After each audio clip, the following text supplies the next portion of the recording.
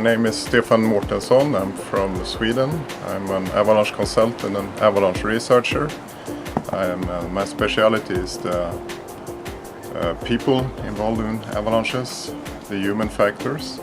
And I gave 2 talks, one about Swedish off-piste skiers' attitudes towards avalanches and towards risk.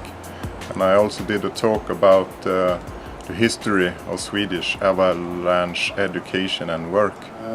First of all, I want to thank Eva for inviting me to this conference.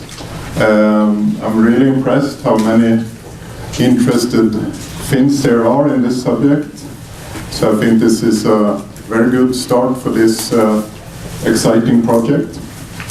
I work as an avalanche consultant in Sweden, mostly with bigger organizations like the Ski Area Association, the Swedish Environmental Protection Agency, and so on. And I'm also doing a PhD at Luleå University of Technology. So in 1 year I will be finished as a PhD in human factors in avalanche terrain, or in the context of off-piste skiing. And in that I want to introduce my first talk. I will do a second talk this day. Both of my talks I think is interesting for Finland, because Finland and Sweden are quite similar in many aspects. And if you can avoid doing all the mistakes we have done in Sweden, you have a very good future, I think. This first talk is about a study we made when we looked at Swedish skiers and their attitudes and their experience in the off-piste skiing and avalanche context. We did it together with the Swedish Environmental and Protection Agency and its Mountain Safety Council. So first I will give an introduction to the subject, something about the method, which I think you can do the same here in Finland, some about the results, and a conclusion, what is a Swedish off-piste skier. The background is that the winter of 12-13 was the most accident-prone in the Swedish history. We had a total of 7 dead Swedes, 5 in the Alps, 1 in Norway and 1 in Sweden. There is another accident in Sweden that I should say in the modern history, because we have had a tourist bus who got hit with of an avalanche in the Alps in the 80s, but this is the most recent. And what we see is that the winter 12-13 is following a trend with an increasing number of Swedes killed in avalanches. And another trend, and that's why I think a similarity to Finland, is that most of the Swedes, they are killed abroad, in the Alps or in North America. And if we look at the number of dead Swedes, you can see that it's slowly increasing. Roughly 2 to 3 Swedes die every year in avalanches. And there are some peak years with 6 or up to 7 fatalities. What is special about Swedish avalanche fatalities is that roughly 80% of them are abroad. So in this sense, Sweden are exporting avalanche victims to other countries. I don't know the Finnish statistics, but I would guess that you have a similar problem in Finland as well, where you're exporting victims to other countries. So a good question is, of course, are the Swedes less educated, less experienced, or Do they not bring enough safety equipment to do the right procedures and so on? Or do Swedes take greater risks than other nationalities? And what we wanted to see is, we wanted to in some way describe the persons behind the statistics. So we look into our method. We aimed to answer this question. We wanted to describe the Swedish skiers, their knowledge, experience and attitudes towards off-piste skiing and avalanches. And this we did by a web survey together with a large community on the internet at freeride.se. And Freeride is a very large avalanche and free skiing community, and it's Scandinavia's largest ski site. I guess lots of you have been into this website. So together with Freeride, we made a web survey, and people were asked to answer 28 questions, and roughly 1,100 responded. And they had to choose which category they belonged to when they were skiing: piste, park, lift assisted off-piste or out-of-bound skiing, and ski touring or backcountry skiing. Of the total, roughly 1,000 answered that they were either lift assisted off-piste skiers, like the talk from Ulyss is a good example of lift assisted off-piste skiers, or ski tourers, that backcountry ski tourers. These 1,000 we consolidated into one group, and we called them Swedish off-piste skiers, and we analyzed them in more detail. And of course, you can ask a question: Are this relevant? Is it validity okay here? So, is our survey describing the people who actually got killed? So we compared the statistics from the survey to the one of the dead Swedes, and we can see that if you look at the age distribution, it's roughly the same. The mean age in Sweden is it's a male, of course, and the average age is roughly 32 years. And the gender distribution was the same between the fatalities and our survey. Roughly 80% men answered, and roughly 20% women. And the location of skiing also corresponded between the fatalities and our survey. In Sweden, roughly 20%, and other countries, roughly 8%. So, with all the statistics, we can be more or less sure that we are describing the typical avalanche victim from Sweden. So, who is this victim? Well, as you can see, 94% have helmet, 80 or roughly 90% wear transceiver, 90% have a probe, and roughly 90% have shovel, and roughly 20% they have an airbag. And this was 2 years ago. Today, I guess this number has increased dramatically, because airbags is extremely popular in Sweden now. So I would guess that it's roughly 50% today. Do they use them? Yes, they do. 60% have it always on. 25% use it when it's snowing or when there is a higher avalanche danger. So roughly 87% use their equipment regularly. And also 62% actually practice with it. yearly. So, are they educated, the Swedes? Well, 80% believe so, and roughly 80% believe their friends are also educated, so they're good self-confidence in their skills.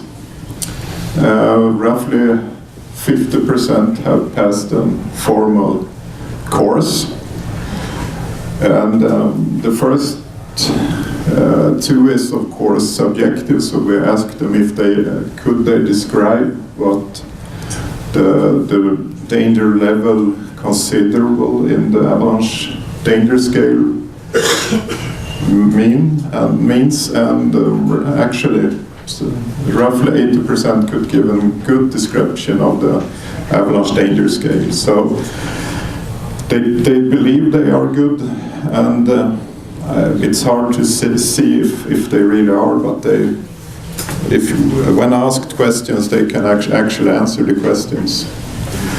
Okay, how about mountain experience, and how about skiing experience?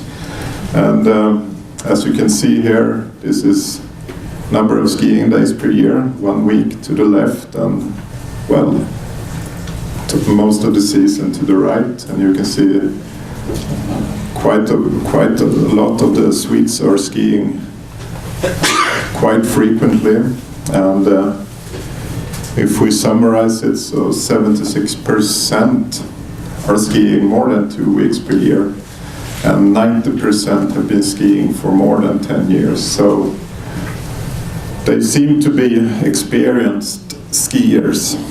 Okay, do they have any experience of avalanches? Yes, they do. 2% have been caught and been buried, and 34% have been caught but not buried. And only, I would say it's quite remarkable high, but only 64, quite remarkable low, it's only 64% that have no accident whatsoever. So to summarize it, so 36 have been caught in an avalanche, and 62% have friends who have been caught. So it's quite a good conclusion is that the Swedes are quite aware about the danger. They have also taken some course, or they believe they have taken some course, and they are skiing quite a lot. So how about the risk-taking and behavior? And we asked them if they do ski more or less off-piste compared to 3 years ago, and you can see much more often, slightly more often, and as often. So 83% ski as much or even more outside ski areas. And 46% answered that recent avalanche accident don't affect them. And 74% said that they were prepared to take risk to get to good off-piste skiing.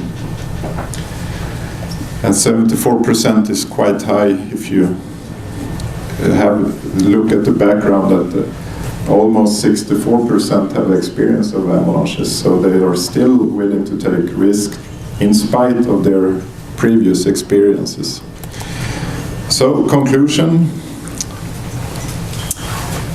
The Swedish skiers' knowledge, experience and attitudes. This would be a conclusion. I will start this movie.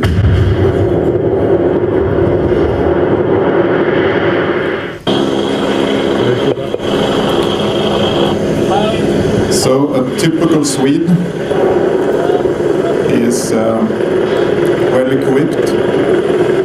You can see in this ski he has an avalanche airbag, he has a helmet cam, he has good protection, he has trained with equipment, he has probably good avalanche education, he's seasoned skiers, he's quite good at skiing, he aims for the off-piste, he has been caught by an avalanche, probably, or at least he knows a friend who has, and no change of behavior in spite of his experiences, and he's still willing to take risks. So this is quite a typical Swede in that sense.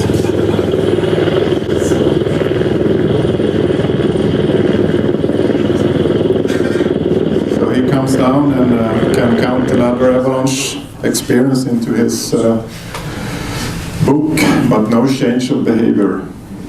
So that was a quick introduction to the Swedish skiers, but I think that I don't think the Finns are so different actually, because I have seen lots of good Finnish skiers, and the Finns and the Swedes are quite similar in this respect. So I think you have some benefits from this investigation. So thank you.